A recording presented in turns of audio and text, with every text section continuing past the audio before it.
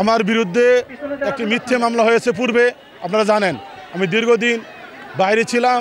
আমি মহামান্য আদালত থেকে, হাইকোর্ট থেকে আমি জামিনে নিয়ে আজকে এই নিগরি আমার জন্মস্থানে আসতে পেরেছি। আইনকে ধন্যবাদ জানাচ্ছি। আমি যেন এই মিথ্যা মামলা থেকে আমি এটার থেকে বেরিয়ে আসতে পারি।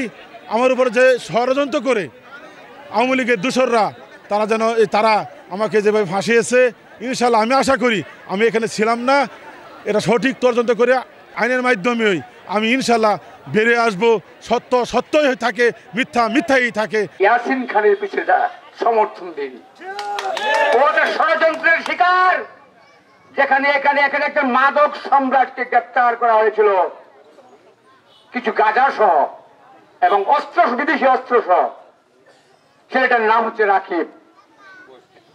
সে এখানে আরেকটি বিএনপি একটা ছেলেকে গুলি করেছিল।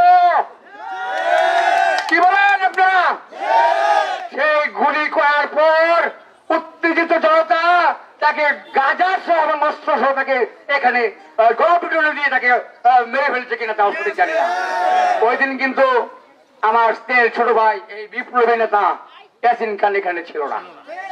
সম্পূর্ণ একটা বরিয়াত, একটা বানোয়াট, একটা ষড়যন্ত্র, একটা প্রহসন, একটা মিথ্যা মামলার আশ্রয় নিয়ে আজকে আপনাদের কাছ থেকে দূরে সরানোর জন্য, জাতীয়তাবাদী শক্তিকে কুলসিত করার জন্য সেই নস্বাত টানা সপ্তমবারের মতো বেস্ট টিস্যু পেপার ব্র্যান্ড হিসেবে স্বীকৃতি পেয়েছে বসুন্ধরা টিস্যু। তারা সেই ষড়যন্ত্রটি করেছিলেন। আমার এই ভাইয়ের যিনি আমাদের দুর্দিনে আমাদের সাথে আন্দোলন সংগ্রাম করে অনেক নির্যাতন নিপীড়ন, ওনার বাবাকে বলতে হারিয়েছেন। ওনার বাবা লাস্ট কিছুদিন আগেও ওনার বাবার জানাজায় আমি এসেছিলাম। অনেক কষ্ট। ওনার বাবা ইচ্ছা ছিল আরেকবার কি দেখতে পারবো বাংলাদেশ জাতীয়তাবাদী দলের ক্ষমতা। তাই আশা করব এই ভাইয়ের বহিষ্কার আদেশ অতি তাড়াতাড়ি এই আপনাদের মাধ্যমে, যাতে সঠিক তদন্তের মাধ্যমে এই বহিষ্কার আদেশ পূর্ণ বিবেচনা করে প্রত্যাহার করা হোক।